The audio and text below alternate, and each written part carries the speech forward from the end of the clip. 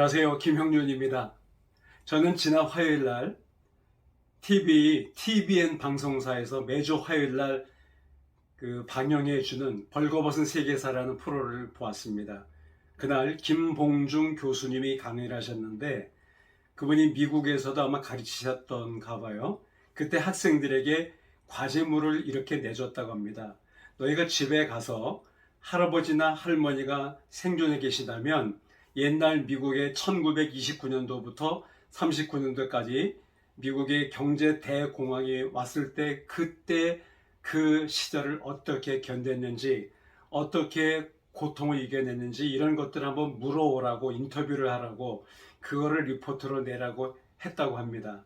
그랬는데 학생들이 그 할머니 할아버지들한테 물은 내용을 리포트를 해서 제출한 걸 읽으면서 자기가 깜짝 놀랐다는 겁니다. 왜냐하면 자기 생각에는 그 경제공황이 너무나 심각하고 그래서 굶어 죽는 사람도 많이 생기고 실업률이 25%에 다르고 그리고 일명 후보 빌리지라고 부르는 다 쓰러져가는 판자촌에 살았더라고요. 많은 서민들이.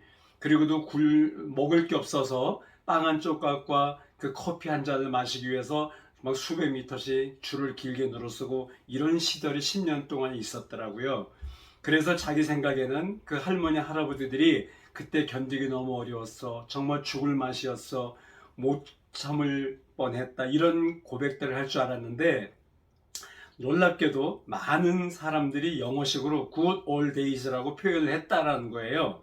good old days가 우리식으로 말하면 그래도 그 시절이 좋았지, 그때 좋았어, 이렇게 말들을 했다라는 거예요. 그래서 자기가 깜짝 놀랐다는 것입니다. 그러면서 생각을 해봤던 겁니다. 아니, 먹을 것도 없고 굶어 죽어가고 집을 잃고 직장이 없어서 판자촌에 기거하면서 거지꼴로 살아가던 시절이었는데 그럼에도 불구하고 할아버지 할머니들이 회상하며 추억할 때 그때 그 시절이 그래도 괜찮았다고 말을 했다는 것이 무슨 의미입니까? 라고 생각해 볼 때 그 할머니 할아버지들이 그렇게 얘기를 했나 봐요. 비록 우리가 먹을 것이 없고 직장을 잃고 거지같이 살고 너무 힘든 삶을 살았지만 그때는 가족이 하나 되었었다.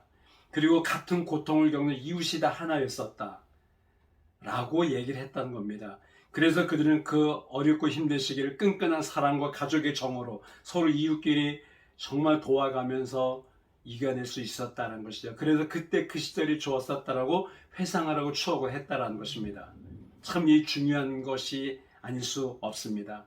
지금은 우리나라를 포함해서 많은 것이 풍요로워지고 잘 살고 잘 먹고 있지만 오히려 가정이 해체되고 가족이 분열되고 고마움을 모르고 감사를 잃은 그런 시기를 살고 있지 않습니까? 왜냐하면 사랑이 없기 때문인 것이죠. 우리가 서로 아무리 고통스럽고 힘든 시련의 시기를 지난다 할지라도 서로 사랑하고 서로 의지할 때 그 고난을 극복하고 어려움들을 이겨낼 수 있는 거거든요. 사도 바울은 갈라디아 교회 보낸 편지의 갈라디아서 6장 2절에서 이렇게 말합니다. 너희가 짐을 서로 지라 그리하여 그리스도의 법을 성취하라.